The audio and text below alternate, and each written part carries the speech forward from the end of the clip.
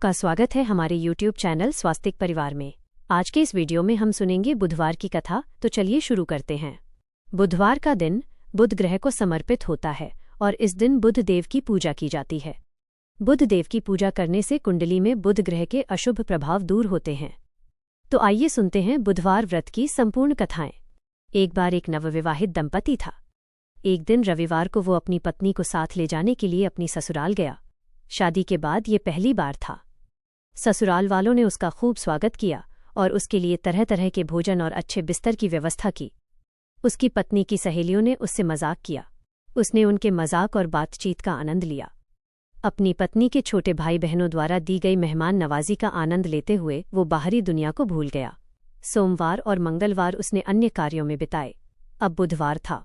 उसने अपनी सास से कहा, सासू माँ, आज मुझे एक जरूरी काम है, आप अपनी बेटी को मेरे साथ तुरंत भेज दीजिए। तब सासू माँ ने कहा, लेकिन आज तो बुधवार है और बुधवार को कन्याओं को ससुराल भेजना शुभ नहीं होता।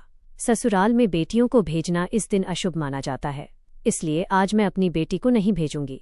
दामाद ने कहा, मुझे बुध की कोई परवाह नहीं, वो मुझे कोई नुकसान नहीं पहुंचा सकता। बुधवार मेरे जैसे व्यापारियों के लिए बहुत शुभ होता है। मुझे भी घर पर एक बहुत जरूरी काम है। सासू माँ ने और ससुर ने दामाद को बहुत समझाया, लेकिन दामाद अपनी जिद पर अड़ा रहा। वह उसी दिन जाने की बात कहता रहा। ससुराल वालों ने उसका मिजाज भांप लिया और अपनी बेटी को उसके साथ भेजने के लिए उन्हें मजबूर होना पड़ा। तब उन्होंने दंपति के लिए एक रथ का इंतजाम किया। वे दोनों पति पत्नी उस रथ में बैठकर एक कस्बे के पास पहुंचे। तब रास्ते में लड़की को प्यास लगी। उसने अपने पति से कहा, मुझे बहुत जोर से प्यास लगी है, कृपया मेरे लिए थोड़ा पानी का इंतजाम कीजिए। पति मान गया और कस्बे की ओर चल पड़ा। उसके पति से मिलता जुलता एक और युवक उसके लिए पानी लेकर आया। लड़की दोनों में कोई फर्क नहीं कर पाई। उसने उसे अपना पति समझ लिया और उससे खूब बातें की। इसी बीच में उसका असली पति वहां आ गया और वो अपनी पत्नी को किसी और से बातें करते और मजाक करते देखकर हैरान रह गया। वह उसके इस व्यवहार से नाराज हो गया। पत्नी भी अपने पति जैसे दिखने वाले दूसरे व्यक्ति को हाथ में पानी का घड़ा लिए देखकर हैरान रह गई। इतनी ही देर में वे दोनों एक जैसी शक्ल वाले पुरुष आपस में झगड़ा करने लगे। उस महिला को अपनी पत्नी बताने लगे। सहयोग से एक कोतवाल वहां आया और वो सारा मामला जानना चाहता था। उसने महिला से पूछा, तुम्हारा असली पति कौन है, तुम ही बताओ। महिला ने कहा, मैं तो खुद दुविधा में पड़ गई हूं। ये दोनों तो एक दूसरे की तरह दिखते हैं। असली पति को अब बहुत दुख हुआ। उसे अपनी सास की बातें याद आ गईं। कोतवाल उन्हें राजा के पास लेकर गया और सारी कहानी बताई।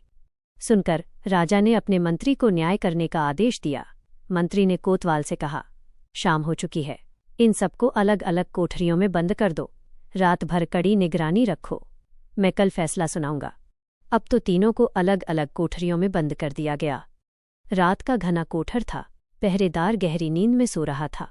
असली पति बहुत बेचैन था। उसे पछतावा हो रहा था। उसने बड़े जोर से कहा, मैं अहंकार और ससुराल वालों की अवज्ञा के कारण ही आज ये दुख भोग रहा हूँ। हे बुद्धदेव, हे भगवान, मुझे इस बार क्षमा कर दो। पहरेदार उसकी इस सारी बातों को सुन रहे थे। अगली सुबह मंत्री ने पहरेदारों को बुलवाया। पहरेदारों ने उन दोनों युवकों में से एक युवक के व्यवहार के बारे में बताया। मंत्री ने कहा, जिस व्यक्ति को रात भर बेचैनी रही वही इस महिला का असली पति है और उसकी पत्नी को उसे सौंप दिया जाना चाहिए। वही दूसरा पुरुष जो रात भर चैन से सोता रहा वो असली पति नहीं है। अब इस प्रकार से उन दोनों पति पत्नी को कोठरी से बाहर कर दिया गया। उन्हें सम्मान के साथ विदा कर दिया गया। पहरेदार जब दूसरे युवक के पास गए तो बाहर से ताला लगा होने के बावजूद उसकी कोठरी भीतर से खाली थी। उन्होंने ये बात जाकर मंत्री को बताई। मंत्री ये जानकर हैरान रह गए कि कोठरी बाहर से ताला लगी होने के बावजूद भीतर खाली थी, अंदर कोई नहीं था। तब वे वरिष्ठ मंत्री के पास गए और उन्हें पूरी बात बताई। वरिष्ठ मंत्री मुस्कुराए और बोले कि लापता कैदी बुद्धदेव हैं। बुद्ध बुधवार को शासन करते हैं। इस व्यक्ति ने बुद्ध के अधिकार को चुनौती दी थी। बुद्धदेव को बुरा लगा, इसलिए उन्होंने सबक सिखाने के लिए उसके पति का वेश धारण कर लिया। आज गुरुवार है। बृहस्पति गुरुवार को शासन करते हैं। बुध ठीक सूर्योदय के समय गायब हो गए, इसलिए डरो मत। पहरेदारों की इसमें कोई गलती नहीं है। अब राजा अपने मंत्री के फैसले से प्रसन्न थे। उधर पति पत्नी दोनों घर पहुंचे और जाकर उन्होंने अपने प्रियजनों को पूरी बात बताई। तब से वे दोनों पति पत्नी परिवार सहित बुद्धदेव की पूजा अर्चना और व्रत करके कहानी का श्रवण करने लगे। आप सब भी प्रेम से बोलिए, बुद्ध देवता की जय। गणेश भगवान जी कहते हैं कि कभी भी विघ्न आने पर घबराना नहीं चाहिए, बल्कि सूझबूझ से काम लेना चाहिए और चतुराई दिखानी चाहिए। कैसे दिखानी चाहिए कि इस कहानी से समझिए। एक बार एक गरीब आदमी था।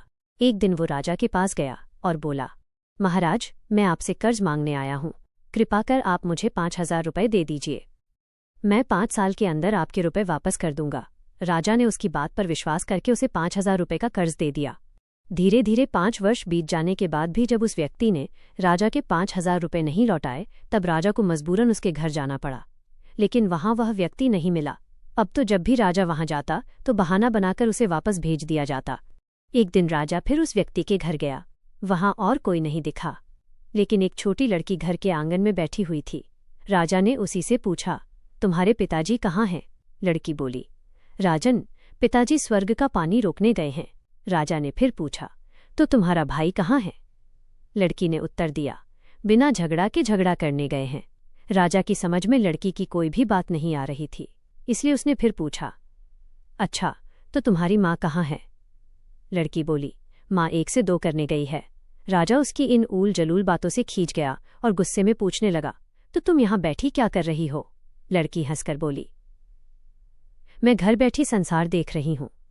राजा समझ गया कि लड़की उसकी किसी भी बात का सीधा उत्तर नहीं देगी, इसलिए अब उससे इन बातों का मतलब जानने के लिए प्यार से पूछना पड़ेगा। राजा ने चेहरे पर प्यार से मुस्कान लाकर पूछा, बेटी, तुमने अभी अभी मेरे सवालों के गोलमोल जवाब दिए, उसका उत्तर क्या है? मैं तो तुम्हारी एक बात का भी मतलब नहीं समझ पाया, तुम सीधे सीधे मुझे उनका मतलब तो समझाओ। लड़की ने भी मुस्कुराकर पूछा, अगर मैं सभी बातों का मतलब समझा दूंगी तो आप मुझे क्या देंगे? राजा के मन में तो उन सारी बातों को जानने की तीव्र इच्छा थी। वह तपाक से बोला, जो मांगोगी वही दूंगा। तब लड़की बोली, राजन, आप मेरे पिताजी का कर्ज माफ कर देंगे तो मैं आपको सारी बातों का मतलब बता दूंगी। राजा ने कहा, ठीक है, मैं तुम्हारे पिताजी का सारा कर्ज माफ कर दूंगा, अब तो सारी बातों का अर्थ समझा दो। लड़की बोली, महाराज, मैं आज आपको इन सारी बातों का अर्थ नहीं समझा सकती, कृपया करके आप कल आइएगा, कल मैं जरूर बता दूंगी। राजा जानने के लिए उत्सुक था, तो वो अगले दिन फिर से उस व्यक्ति के घर गया, लेकिन आज वहां पर सभी लोग मौजूद थे। वो आदमी, उसकी पत्नी, बेटा और उसकी वही बेटी भी, जो घुमा फिराकर उत्तर दे रही थी। राजा को देखते ही लड़की ने पूछा, महाराज, आप आ गए, आपको अपना वचन तो याद है ना? राजा ने कहा, हाँ हाँ, मुझे याद है। अगर तुम अपनी कल की सारी बातों का अर्थ बता दोगी तो मैं तुम्हारे पिताजी का सारा कर्ज माफ कर दूंगा। लड़की ने कहा, सबसे पहले तो मैंने ये कहा था कि पिताजी स्वर्ग का पानी रोकने गए हैं। इसका मतलब ये था कि वर्षा हो रही थी और हमारे घर की छत से पानी टपक रहा था। पिताजी पानी रोकने के लिए छत को छा रहे थे, यानी वर्षा का पानी आसमान से ही गिरता है, और हम लोग तो यही मानते हैं कि आसमान में ही स्वर्ग है। बस पहली बात का अर्थ यही है। दूसरी बात मैंने कही थी कि भैया बिना झगड़ा के झगड़ा करने गए हैं। इसका मतलब था कि वे रेंगिनी के कांटों को काटने गए हैं। अगर कोई भी रेंगिनी के कांटों को काटेगा तो उसके शरीर में जहां तहां कांटा चुभ ही जाएगा, यानी झगड़ा नहीं करने पर भी झगड़ा होगा और शरीर पर खरोंचे भी आएंगी। राजा उसकी बातों से सहमत हो गया। वह मन ही मन लड़की की चतुराई की प्रशंसा करने लगा। अब उसका मन बाकी बातों को जानने का हो रहा था, तो उसने पूछा कि अच्छा, तीसरी और चौथी बात का मतलब भी बताओ। लड़की बोली, महाराज, तीसरी बात मैंने कही थी कि माँ 1 से 2 करने गई है। इसका मतलब था कि माँ अरहर दाल को पीसने, यानी उसे 1 का 2 करने गई है। अगर साबुत दाल को पीसा जाए तो 1 दाने के 2 टुकड़े हो जाते हैं, यानी यही था 1 का 2 करना। रही चौथी बात, तो उस समय मैं भात बना रही थी और उसमें से एक चावल निकालकर देख रही थी कि भात पूरी तरह पका है या नहीं। इसका मतलब है कि मैं एक चावल देखकर ही जान जाती कि पूरा चावल पका है या नहीं, यानी कि चावल के संसार को मैं घर बैठी देख रही थी। ऐसा कहकर लड़की चुप हो गई। अब राजा सारी बातों का अर्थ जान चुका था। उसे लड़की की बुद्धिमानी भरी बातों ने आश्चर्य में डाल दिया। फिर राजा ने कहा, बेटी, तुम तो बड़ी चतुर हो, लेकिन एक बात मुझे समझ में नहीं आई कि ये सारी बातें तो तुम मुझे कल भी बता सकती थी, फिर तुमने मुझे आज क्यों बुलाया? लड़की हंसकर कहने लगी, मैं तो बता ही चुकी हूँ कि कल जब आप आए थे तो मैं भात बना रही थी। अगर मैं आपको अपनी बातों का मतलब समझाने लगती तो भात गीला हो जाता या जल जाता तो माँ मुझे जरूर पीटती। फिर घर में कल कोई भी नहीं था। अगर मैं इनको बताती कि आपने कर्ज माफ कर दिया है तो इनमें से किसी को भी विश्वास नहीं होता।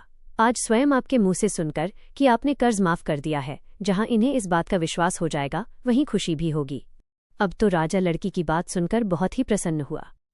उसने अपने गले से मोतियों की माला निकालकर उसे देते हुए कहा, बेटी, ये लो अपनी चतुराई का पुरस्कार। तुम्हारे पिताजी का कर्ज मैं माफ कर चुका हूं। अब तुम्हें या तुम्हारे घर वालों को मुझसे कोई भी बहाना नहीं बनाना पड़ेगा। अब तुम लोग निश्चिंत होकर रहो। अगर फिर कभी किसी चीज की आवश्यकता पड़े तो बेझिझक होकर मुझसे कहना। इतना कहकर राजा लड़की को आशीर्वाद देकर चला गया। उधर लड़की के परिवारजनों ने लड़की को खुशी खुशी गले लगा लिया। एक बार एक लप्स था, एक तपसी था। तपसी हमेशा भगवान की तपस्या में लीन रहता था। लप्सी रोजाना 1.25 सेर की लापसी बनाकर भगवान को भोग लगाकर जीम लेता था। एक दिन वे दोनों आपस में झगड़ा करने लगे। तप्स बोला, मैं रोज भगवान की तपस्या करता हूं, इसलिए मैं बड़ा हूं। लप्सी बोला, मैं रोज भगवान को 1.25 सेर लापसी का भोग लगाता हूं, इसलिए मैं बड़ा हूं। नारद जी वहां से गुजर रहे थे। दोनों को झगड़ा करता देख उनसे पूछा कि तुम दोनों झगड़ा क्यों कर रहे हो। तब लप्स ने खुद को बड़ा होने का कारण बताया और तपसी ने भी खुद को बड़ा होने का कारण नारद जी को बताया।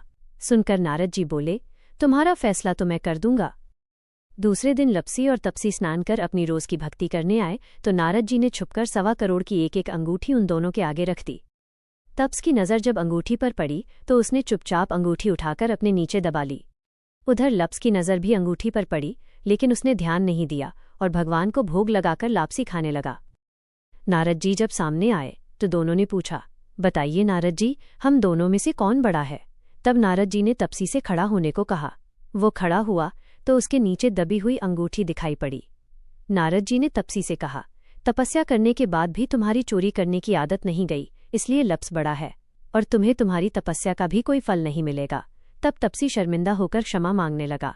उसने नारद जी से पूछा, नारद जी, मेरी तपस्या का फल फिर मुझे कैसे मिलेगा। तब देवर्षि नारद जी ने बताया, अगर कोई गाय और कुत्ते की रोटी नहीं बनाएगा तो फल तुझे मिलेगा। अगर कोई ब्राह्मण को जमाकर दक्षिणा नहीं देगा तो फल तुझे मिलेगा। अगर कोई साड़ी के साथ ब्लाउज नहीं देगा तो फल तुझे मिलेगा। अगर कोई दिए से दिया जलाएगा तो फल तुझे मिलेगा। अगर कोई सारी कहानी सुने लेकिन तुम्हारी कहानी न सुने तो फल तुझे मिलेगा। उसी दिन से हर व्रत कथा और कहानी के साथ लप्सी तपसी की कहानी भी सुनी और कही जाती है। हमें उम्मीद है कि आपको हमारा ये वीडियो पसंद आया होगा और इससे आपको हिंदू धर्म, व्रत, त्योहारों और पूजा पाठ से जुड़ी नई व उपयोगी जानकारी मिली होगी। अगर आपको हमारा वीडियो अच्छा लगा हो तो लाइक, शेयर और सब्सक्राइब जरूर करें और घंटी का बटन दबाएं ताकि हमारे आने वाले हर नए धार्मिक वीडियो की सूचना आपको सबसे पहले मिले। फिर मिलेंगे अगले वीडियो में एक नई आध्यात्मिक कहानी और भक्ति भरे संदेश के साथ। जय श्री राम, जय माता दी, हर हर महादेव।